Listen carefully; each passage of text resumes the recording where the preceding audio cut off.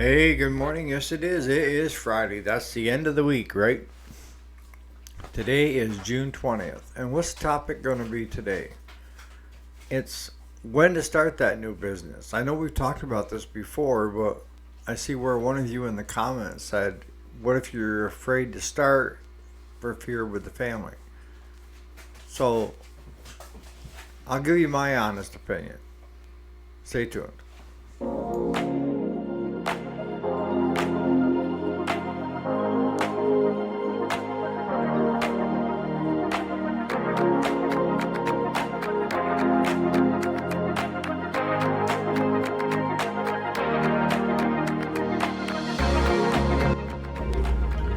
Alrighty, welcome back. My name is Eric, if you didn't already know it. And yes, this is the weekday, Monday through Friday. Today is Friday, the 20th of June, 2025.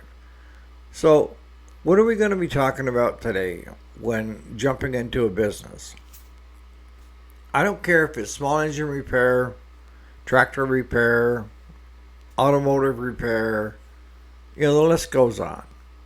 The biggest thing that we lack when we go into business is usually a customer base. And the customer base is going to be probably one of your most important things that you need to spend time figuring out.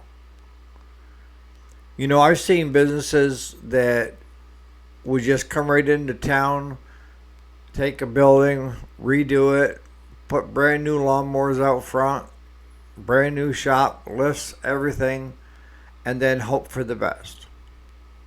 And usually within a year or two, they've shut down and they're gone, moved on. And why is that? Because they didn't have a customer base. See, there's a lot of different frames of mind when it comes to business and how to do it.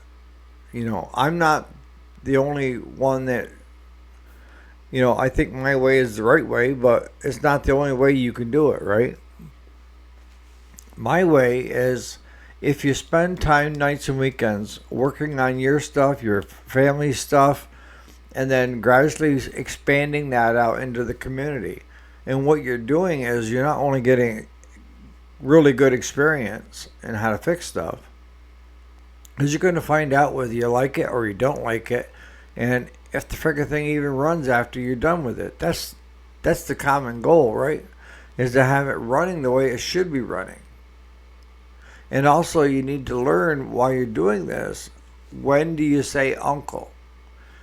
I want you to have the mindset of when you're working on somebody's piece of equipment that A, treat it like your own, but no hobcobbing it and making it run by having to do a bunch of 20 things ahead of it.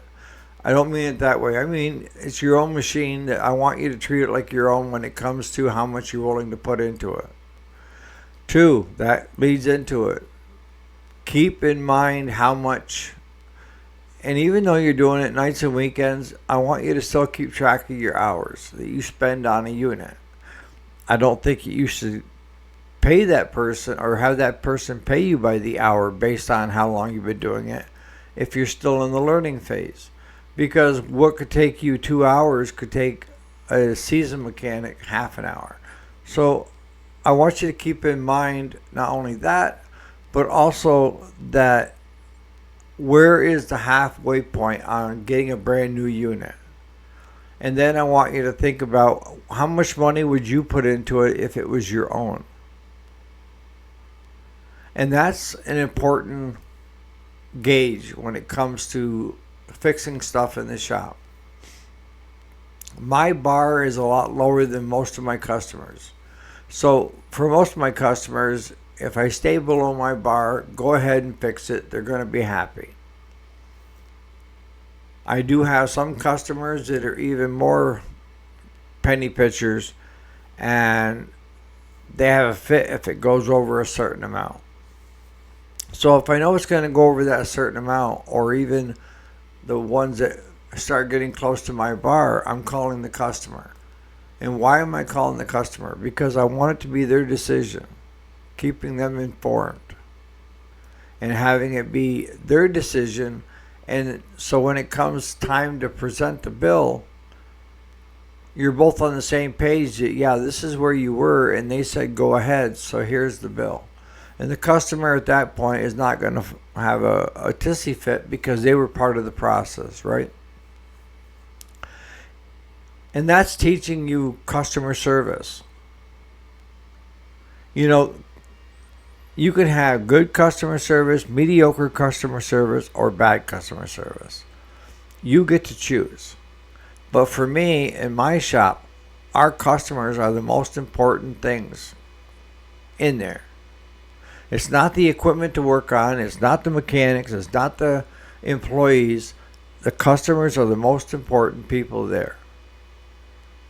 If they're not bringing their stuff to us to get fixed and serviced, we're out of a job. It doesn't mean that you don't need to have a top line mechanic or a great customer service rep for employees. I'm not saying that. They need to be top of the line. But that comes secondary in the thought process when it comes to running a business, is you have to think about your customers first. And it doesn't hurt for your employees to get that mindset too of the customer comes first. It's not that the customer is always right. It just they come first. And we talked about in the beginning, you're going to get good and bad customers. But as you build your customer base, then it gives you the ability to weed out the bad ones. The ones that no matter what you do, they're not happy. Get rid of them. They're not worth your hassle. The ones that come in and then bitch and complain about their bill, no matter what, get rid of them. You don't need them. But you have to get a customer base to replace them, right? And that comes with time. But now, if you've been doing this nights and weekends for a while, you built up a customer base, you got one or two options. You could take it and take over your garage and turn it into a small engine repair business where it's not going to cost you much. You're already paying for the light bill. You're already paying for the heat. You're already paying for all this other stuff. You know, there's your shop until you outgrow it. Honestly. The second frame of thought is step into a business that's already doing that business that they want to retire. And make sure that in that deal that you get the customers as well. Now, I'm not saying the customers are going to stay with you after the business leaves, because they may not. Many won't. That's why a lot of businesses that change owners end up failing within the first year or two, is because the owner that was there before knew how to treat their customers. And each customer took a little bit different finesse. So when you take over that business, if you don't finesse that customer the right way, what ends up happening? They end up going to Joe Schmo that's down the road.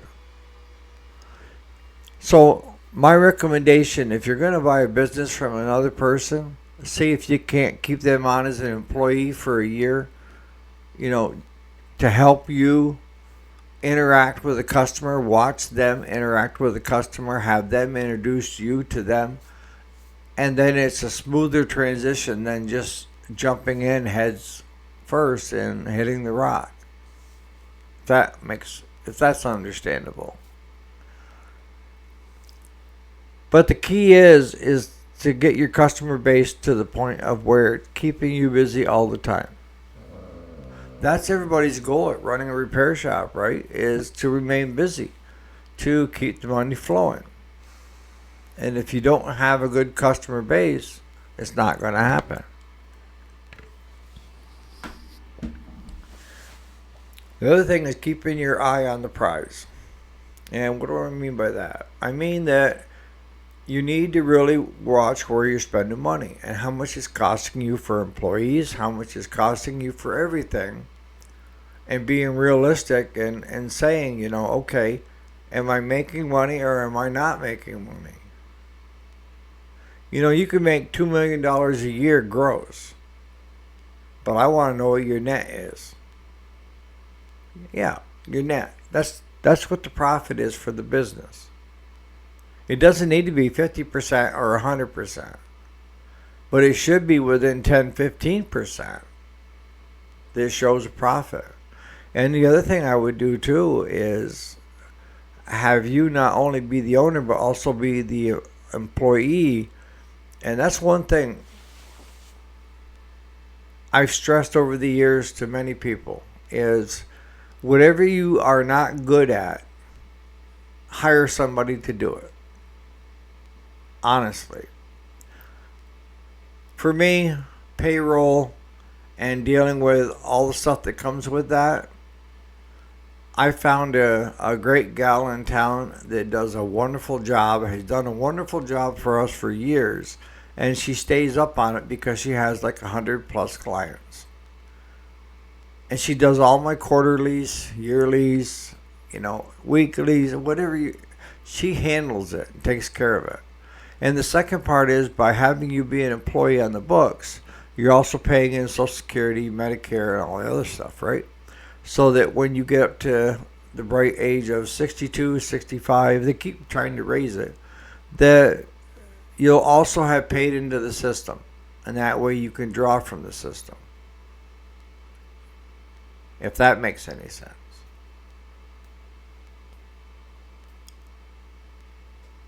In order for that business to succeed, you need to know where all that money is coming from and going to.